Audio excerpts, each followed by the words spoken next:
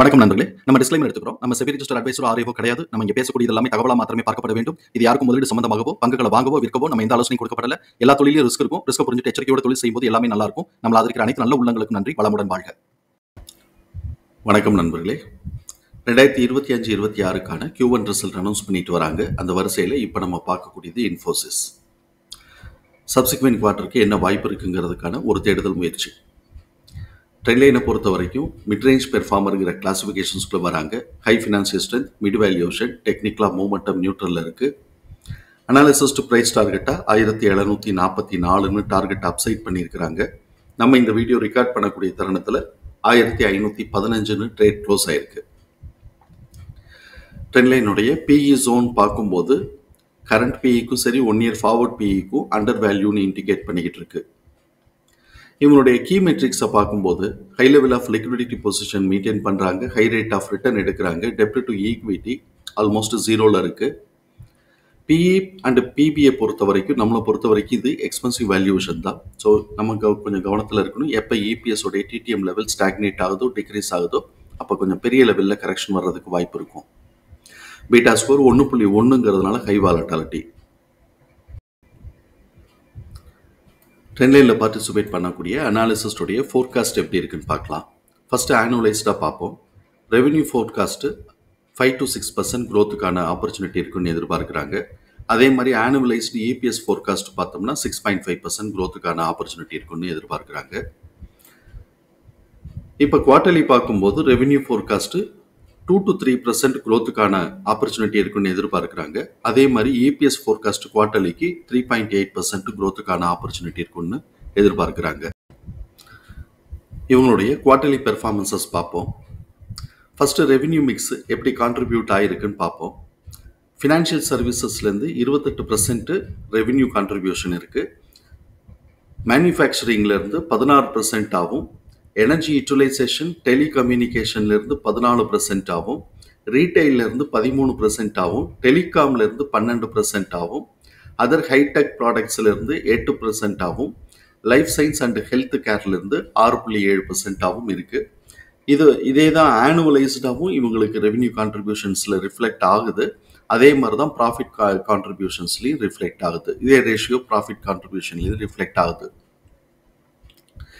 இப்போ குவார்ட்டர்லி ரிசல்ட்டை பார்க்கும்போது இயர் ஆன் இயர் கம்பேரிசன்கிறது ஜூன் 2025 ஜூன் 2024 கம்பேர் பண்ணும்போது குவார்ட்டர்லி ரெவென்யூ 7.9% இன்க்ரீஸ் ஆகிருக்கு.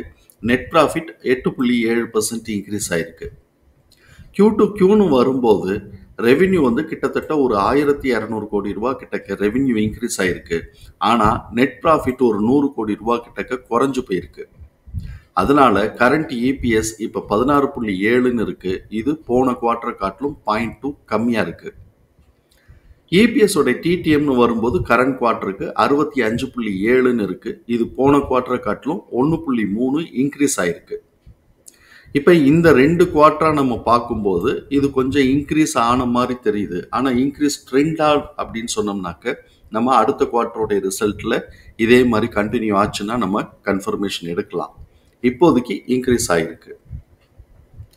இப்படிப்பட்ட இந்த சூழலில் எம்எஃப் தன்னுடைய ஹோல்டிங்லேருந்து 0.41% இன்க்ரீஸ் பண்ணி வச்சுருக்கிறாங்க. எஃப்ஐஎஸ் தன்னோட ஹோல்டிங்லேருந்து 0.97% குறைச்சி வச்சுருக்கிறாங்க. இப்போ நம்ம எம்எஃப் ஹோல்டிங்கை பார்க்கும்போது கிட்டத்தட்ட 5 குவார்ட்டராக அப்படியே இன்க்ரீஸ் பண்ணிக்கிட்டே வராங்க. ஆனால் எஃப்ஐஎஸ் அப்படி பண்ணலை. ஜிக்ஸாக்காக ஒரு 2 குவார்ட்டர் வாங்குறாங்க, 2 குவார்ட்டர் விற்கிறாங்க அப்படிங்கிற தகவலை நம்ம இந்த இடத்துல கவனிக்க முடியுது. இவங்களுடைய இபிஎஸ் தகவல்களை நம்மளுடைய எக்ஸல் ஃபார்மேட்டில் நம்ம போட்டிருக்கிறோம். இங்கே நம்ம கவனிக்கக்கூடியது book value 231, fair price 584, current price 1518. Fair price current ப்ரைஸோட ரேஷியோ 2.6ன்னு இருக்கு. ஃபேர் ப்ரைஸ் கரண்ட் ப்ரைஸோட ரேஷியோவில் நம்ம ரெசிஸ்டன்ஸ் அசியூம் பண்ணுறது 1 1.5, 2 2.5. சம்டைம்ஸ் இவங்களுக்கு ஒரு நல்ல க்ரோத்துக்கான ஆப்பர்ச்சுனிட்டி இருக்குது அப்படின்னு சொன்னாக்க 4, 4.5, 5 வரைக்கும் கூட எடுத்துகிட்டு போகலாம். எக்ஸ்ட்ராடினரியாக க்ரோத்துக்கான ஆப்பர்ச்சுனிட்டி இருக்குன்னா அதுக்கு மேலேயும் கூட எடுத்துகிட்டு போகலாம். ஆனால் நார்மலாக ஒரு நார்மல் சுச்சுவேஷன்ஸில் 2 2.5ங்கிறதே நமக்கு எக்ஸ்பென்சிவ் வேல்யூஷன் தான். இப்போ இவன் 2.6 இருக்கிறதுனால எக்ஸ்பென்சிவ் வேல்யூஷன் தான். இதுக்கு மேலே போயிட்டு தான் இப்போ கரெக்ஷனில் இருக்காங்கிறதையும் நம்ம இந்த இடத்துல கவனத்தில் எடுத்துக்கிறோம். இப்போ சப்போஸ் கரெக்ஷன் லீட் எடுக்கிறா அப்படின்னு சொன்னாக்க 2.5 நமக்கு ஒரு சப்போர்ட் பாயிண்ட் ஆக்ட் ஆகும். 2ங்கிறது நமக்கு ஒரு சப்போர்ட் பாயிண்ட் ஆகும். இதெல்லாம் ஃபர்ஸ்ட் ஹேண்டு சப்போர்ட்டாக நம்ம எதிர்பார்க்கலாம். அப்படி வந்தது அப்படின்னு சொன்னால் இதை ப்ரைஸாக கன்வெர்ட் பண்ணும்போது 2.5ங்கிறது 1460ஆகவும் 2 1168ஆகவும் அதுக்கு கீழே 1.5 வரைக்கும் கூட அவங்க கரெக்ஷன் லீடு எடுத்தாங்கன்னா 876ஆகவும் நமக்கு ப்ரைஸாக கன்வெர்ட் ஆகுது. எதை பேஸ் பண்ணினா ஃபேர் ப்ரைஸ் கரண்ட் ப்ரைஸோட ரேஷியோவை பேஸ் பண்ணி. இது ஒரு ஃபர்ஸ்ட் ஹேண்ட் இன்ஃபர்மேஷன். நம்ம இப்போ EPS உடைய TTM அனலைஸ் பண்ணுவோம். கரண்ட் EPS உடைய TTM 65.7. இதை ஆவரேஜ் பண்ணும்போது 16.4ன்னு கிடைக்குது. இதுதான் நெக்ஸ்ட் குவார்ட்டருக்கான ஆவரேஜ் எஸ்டிமேட்டட் EPS. இதை நெக்ஸ்ட் குவார்ட்டருக்கான 15.7ஓட கம்பேர் பண்ணும்போது 0.7 கூட இருக்கிறதுனால நம்ம இன்ஃபர் பண்ணக்கூடியது ப்ரீவியஸ் குவார்ட்டருடைய லோவை கீழே பிரேக் பண்ணுவானா அப்படிங்கிறது சந்தேகத்துக்குரியது அப்படின்னு இன்ஃபர் பண்ணுறோம். அதே மாதிரி Q1ஓட கம்பேர் பண்ணுறோம். Q1 16.7, ஆவரேஜ் 16.4, 0.3 ஆவரேஜ் கம்மியாக இருக்கிறதுனால ப்ரீவியஸ் ஹைட்டையும் பிரேக் பண்ணுவானா அதுவும் சந்தேகத்துக்குரியது.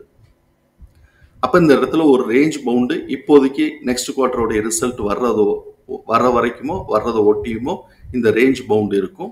அதுக்கப்புறம் ஆக்சுவல் ரிசல்ட்டை பேஸ் பண்ணி மேலேயோ கீழேயோ நமக்கு மூவ்மெண்ட் கிடைக்கலாம். இப்போதைக்கு இந்த ரேஞ்ச் பவுண்டு அப்படிங்கிறது தான் நம்மளுடைய இன்ஃபரன்ஸ்.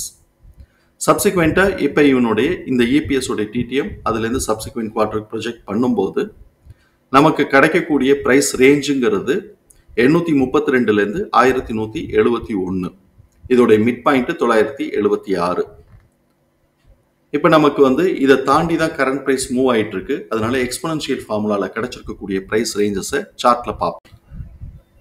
இப்போ நம்ம ப்ரைஸ் ரேஞ்சுன்னு பார்க்கும்போது நம்ம ஞாபகம் வச்சுக்க வேண்டிய பாட்டம் ப்ரைஸுங்கிறது 1399லேருந்து 1400. அதே மாதிரி ஹைட்டு ஞாபகம் வச்சுக்க வேண்டிய ஹைட்டு 1590லேருந்து 1597. சப்போஸ் இந்த ஹைட்டை இவன் பிரேக் பண்ணுறான் அப்படின்னு சொன்னால் நம்ம ஞாபகம் வச்சுக்க வேண்டியது 1803லேருந்து 1811. சப்போஸ் இந்த லோவை இந்த பாட்டமை பிரேக் பண்ணுறான் அப்படின்னு சொன்னாக்க இவன் பிபி ஜோனுக்குள்ளே வந்துடுறான். அப்போ பிபி ஜோனுக்குள்ளே வந்தான் அப்படின்னு சொன்னாக்க பிபியோட டாப் 1215லேருந்து 1222. தென் பிபி 1052லேருந்து 1058. பிபியோட பாட்டம் 904லேருந்து 910. தகவல் பயனுள்ளதாக இருக்கும் நம்புறேன். தகவல் பயனுள்ளதாக இருந்ததுன்னா சங்கருக்கு ரொம்ப சந்தோஷம்தான். நம்மளை ஆதரிக்கிற அனைத்து நல்ல உள்ளங்களுக்கும் நன்றி. வளமுடன் வாழ்க. நன்றி நண்பர்களே.